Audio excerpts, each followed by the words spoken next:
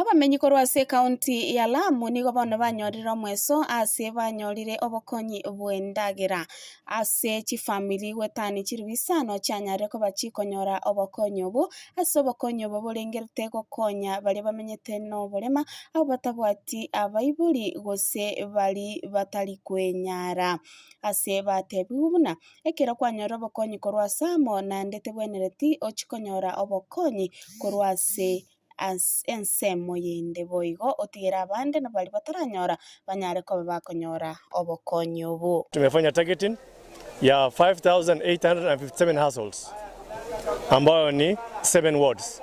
So hapa sasa tunatagia wale ambao vulnerable, wale disabled, wale mama wajane, the orphans and the most poor households. Kama mtu anajiweza, hakuna hoja uchukue chakula na unajiweza.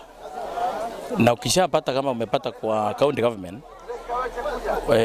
wachie mwingine apate from Red Cross, from national government, from NDMA, or the well-wishers.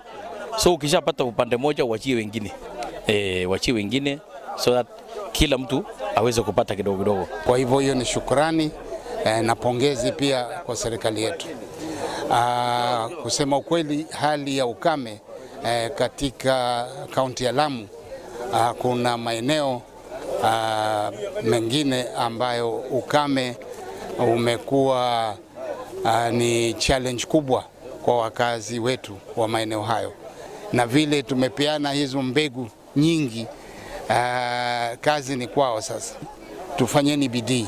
Mimi ninaamini Lamu ina potential ya kuzalisha chakula ambayo hata tutaweza kulisha Kenya nzima kutoka hii Lamu.